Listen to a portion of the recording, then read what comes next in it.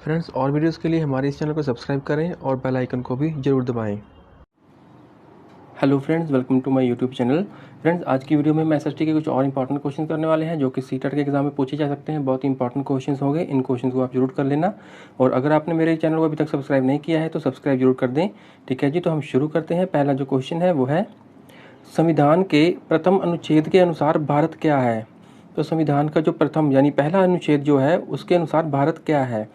तो A option है राज्यों का समूह, बी ऑप्शन है राज्यों का फेडरेशन, सी ऑप्शन है राज्यों का यूनियन, डी ऑप्शन है राज्यों का कन्फेडरेशन। तो क्या है संविधान के पहले अनुच्छेद के अनुसार, प्रथम अनुच्छेद के अनुसार?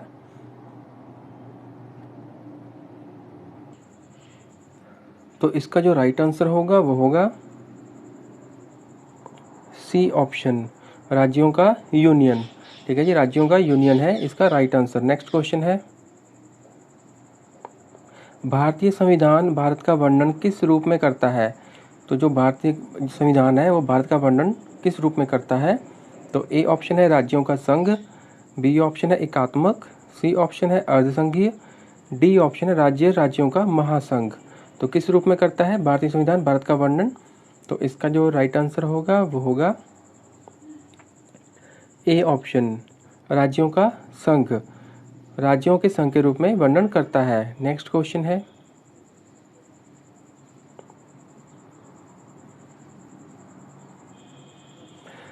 संविधान की निम्नलिखित अनुसूचियों में से कौन सी दल बदल विरोधी कानून से संबंधित है। तो इनमें से बतानी है कौन सी अनुसूची है जो कि दल बदल विरोधी कानून से संबंधित है। तो ए ऑप्शन है 8वीं, बी ऑप्शन है 9वीं, सी ऑप्शन है 10वीं, डी ऑप्शन है 11वीं। तो कौन सी अनुसूची है। तो इसका जो राइट आंसर होगा वो होगा सी ऑप्शन, 10वीं अनुसूची। ठीक है जी, नेक्स्ट क्वेश्चन है,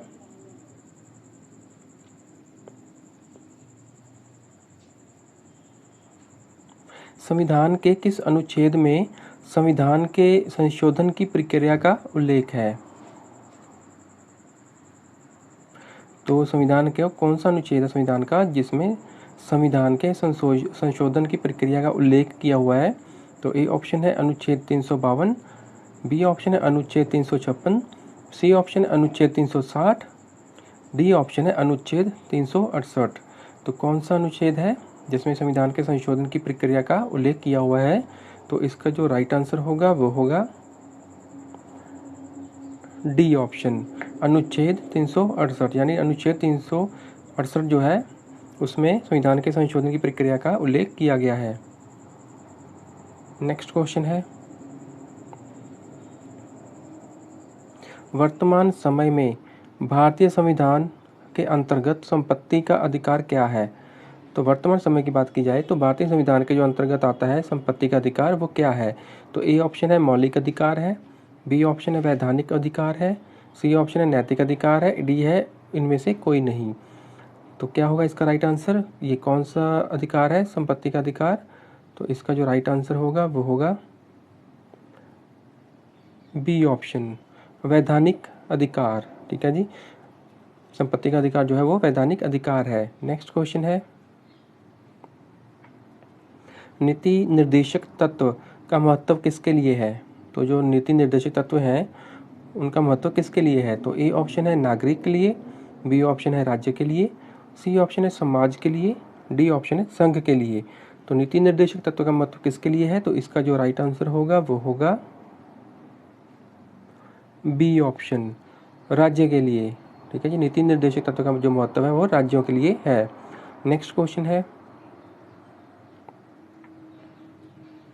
संविधान में कल्याणकारी राज्य का आदेश किस में दिया जाता है। तो संविधान में कल्याणकारी राज्य का जो आदेश है वो किस में दिया जाता है। तो ए ऑप्शन है मूल अधिकारों में, बी ऑप्शन है प्रस्तावना में, सी ऑप्शन है नीति निर्देशक तत्व में, डी ऑप्शन है संशोधन में। तो किस में दिया जाता है कल्याणकारी राज्य का आदेश। तो इसका जो राइट आंसर होगा वो होगा सी ऑप्शन, नीति निर्देशक तत्व में। नेक्स्ट क्वेश्चन है, भारतीय संविधान में मूल कर्तव्य कब समाविष्ट किए गए थे, कब शामिल किए गए थे? भारतीय संविधान में मूल कर्तव्य, मौलिक कर्तव्य, तो इसका जो पहला ऑप्शन है, ए ऑप्शन 1972, बी ऑप्शन है 1976, सी ऑप्शन है 1977, डी ऑप्शन है 1989 यानी 1979। तो इसका जो राइट आंसर होगा वो होगा बी ऑप्शन 1976 में। भारतीय संविधान में मूल कर्तव्य शामिल किए गए थे, वो किए गए थे 1976 में यानी 1976 में। नेक्स्ट क्वेश्चन है, संसद को भंग करने के लिए कौन सक्षम है? तो संसद को भंग करने के लिए कौन सक्षम होता है? तो ए ऑप्शन है प्रधानमंत्री, बी ऑप्शन है राष्ट्रपति, सी ऑप्शन है उपराष्ट्रपति, डी ऑप्शन है राज्यपाल। तो कौन सक्षम होता है संसद को भंग करने के लिए? तो इसका जो राइट आंसर होगा वो होगा बी ऑप्शन, राष्ट्रपति यानी कि प्रेसिडेंट जो है वो संसद को भंग करने के लिए सक्षम है। नेक्स्ट क्वेश्चन है,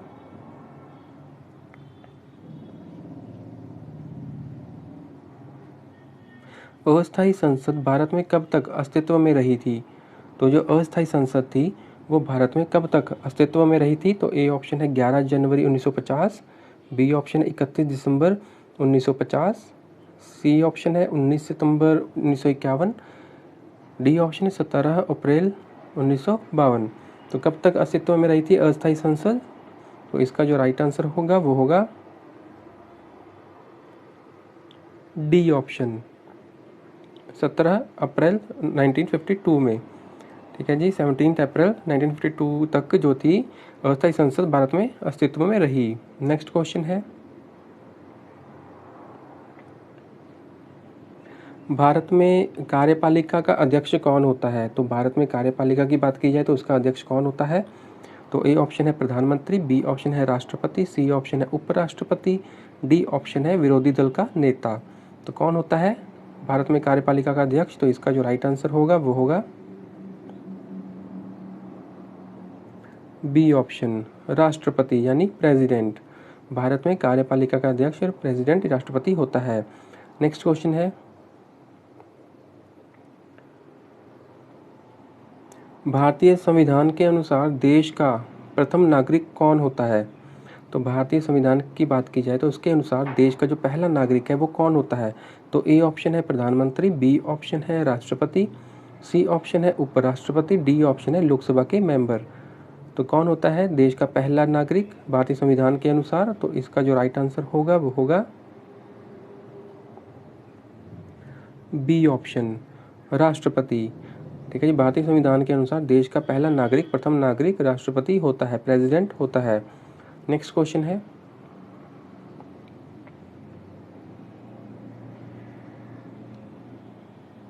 राष्ट्रपति का निर्वाचन किस प्रकार से होता है, यानी उसको चुना जाता है तो किस प्रकार से चुना जाता है? राष्ट्रपति का निर्वाचन किस प्रकार से होता है? तो ए ऑप्शन है प्रत्यक्ष रूप से, बी ऑप्शन है अप्रत्यक्ष रूप से, सी ऑप्शन है मनोनयन द्वारा, डी ऑप्शन है कोई स्पष्ट प्रावधान नहीं है। तो किस तरह चुना जाता है राष्ट्रपति का निर्वाचन, किस तरह से होता है, किस प्रकार से होता है? तो इसका जो राइट आंसर होगा वो होगा बी ऑप्शन, अप्रत्यक्ष रूप से, इनडायरेक्ट तरीके से राष्ट्रपति का निर्वाचन किया जाता है। नेक्स्ट क्वेश्चन है,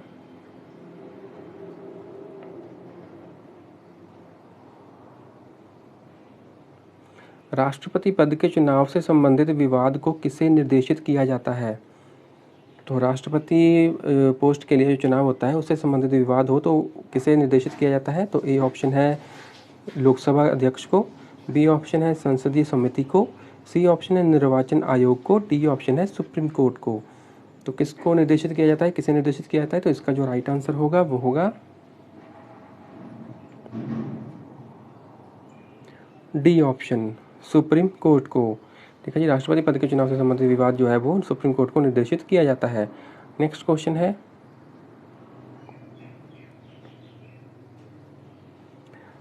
राष्ट्रपति के त्यागपत्र की सूचना उपराष्ट्रपति किसको देता है? तो राष्ट्रपति जो होता है वो त्यागपत्र देता है तो उसकी जो सूचना है उपराष्ट्रपति किसको देता है? तो ए ऑप्शन है भारत का महान्यायवादी, बी ऑप्शन है भारत के मुख्य न्यायाधीश, सी ऑप्शन है लोकसभा अध्यक्ष को, डी ऑप्शन है प्रधानमंत्री को। तो राष्ट्रपति के त्यागपत्र की जो सूचना है वो उपराष्ट्रपति किसको देता है, तो इसका जो राइट आंसर होगा वो होगा सी ऑप्शन लोकसभा अध्यक्ष को।